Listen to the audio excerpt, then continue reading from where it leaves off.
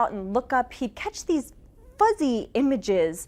And so he decided to categorize them and make a list so that he would never be distracted by them ever again. Thus began the Messier catalog.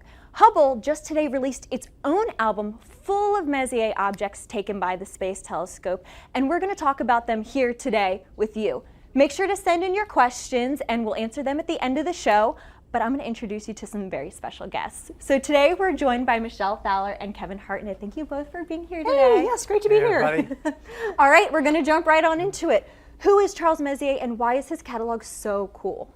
Well, Aaron, you just said Charles Messier was an astronomer who was active in the late 1700s, and he was really interested in finding comets. He actually found many of them over the course of his career, but there were some fuzzy little blobs in the sky that looked like comets, but he could tell that they really weren't comets because they didn't move with respect to the stars. Right. Comets appear and disappear, and they actually move with respect to the background stars, but these little fuzzy blobs stayed right where they were.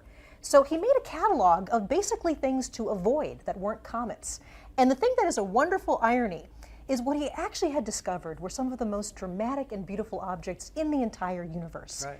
He discovered things like dead stars, or stars being born, or what we now know are very distant galaxies. So in fact, Messier found some of the most fascinating things in the sky. Yep. What's very interesting is the first object that we'll talk about, the Crab Nebula. He was looking actually for the return of Halley's Comet himself, which was predicted to show up in the constellation of Taurus in that period. And so he was scanning to find Halley's Comet and came across this object we're going to talk about. So the catalog is just numbered basically in the order that Messier discovered these things. And so we're going to start with M1. And just like Kevin said, M1 is something called the Crab Nebula. So we actually have a depiction here of where the Crab Nebula is in the sky and a little bit about what it looks like. So you can see it's actually here in the constellation Taurus. It's going to be honing in on that. And as this begins to pan in, look, there's a fuzzy little thing there. And that's what he saw, and that's what he thought might be a comet. But as we pan into it even more, you see that there's wonderful dramatic structure. And what this turns out to be is an exploded star. It's what we call a supernova remnant. So there was a star long ago that exploded, and it actually spread its material over hundreds and hundreds of light years. And in the middle, there's the dead core of a star called a neutron star. Neutron stars are amazing. They have the density of Mount Everest pushed into every teaspoonful of material. And they actually rotate hundreds of times a second.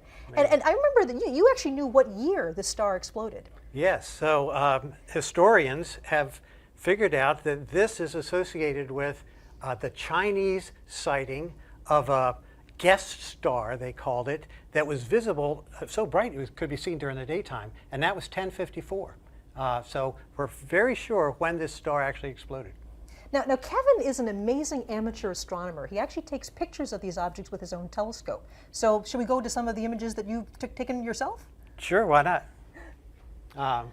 In this case, I don't have one of M1.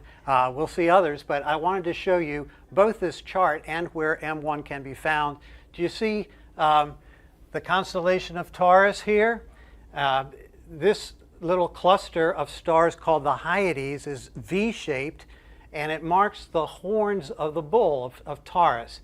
He's up and to the right of Orion, very easily spotted in the winter sky.